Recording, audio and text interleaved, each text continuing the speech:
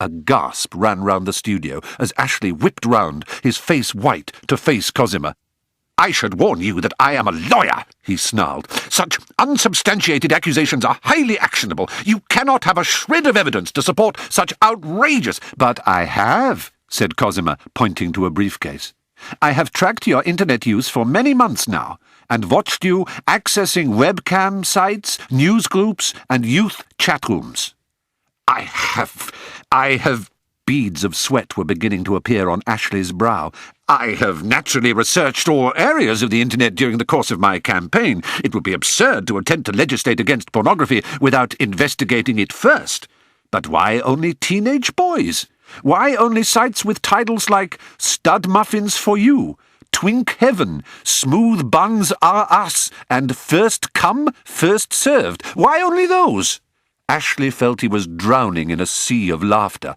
"It is perfectly clear to anyone of sense," he hissed into his microphone, "that I have been made the victim of a very clever conspiracy to besmirch my name and belittle the national campaign I have set up on behalf of the family.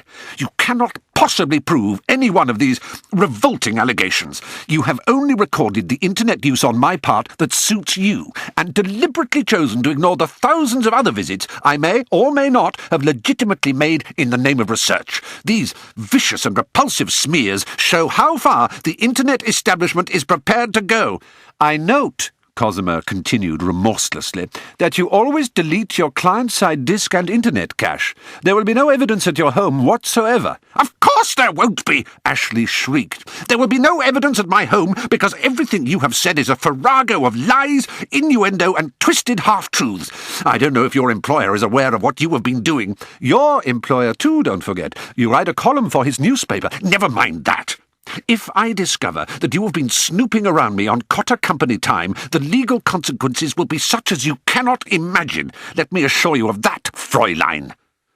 In the atrium, 24 mouths had dropped open, and 24 pairs of rounded eyes were staring at the giant plasma television. A scene, Simon supposed, that was reproduced in different numbers and configurations up and down the land. Albert peeked shyly once more at the face of his hero, but could read nothing behind the mirrored lenses. Mild astonishment showed in the gentle uplift of one of his eyebrows. That was all. Albert's mother and father had watched the moon landing as children. Gordon in New York and Portia in London.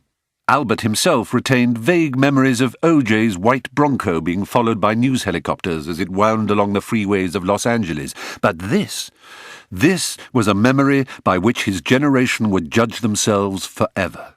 Where were you when Cosima Kretschmer humiliated Ashley Barson Garland on live television? "I was watching television, Durbrain," the smart-asses would reply. "Where were you?"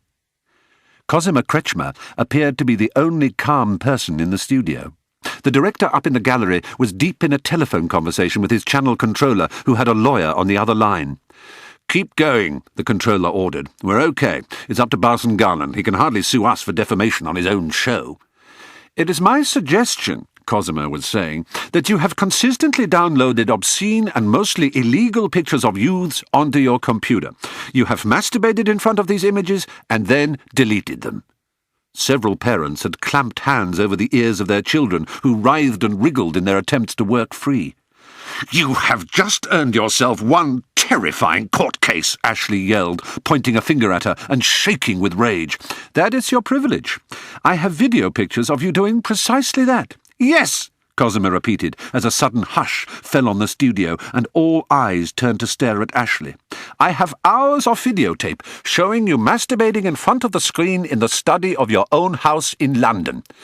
"Such footage would be completely inadmissible in any court," said Ashley, a terrible weight swelling in the pit of his stomach. "If it existed, that is, which they do not. You are getting yourself further and further into trouble, young lady." "But we are not talking about any court. We are talking about this court," Cosima continued remorselessly. "Your court. You cannot have any objection to my showing my evidence here." She pulled 2 cassettes from her briefcase. "There are no steps that should not be taken in the name of the family, in the name of decency. Your own words. True or not, Mr. Barson Garland?"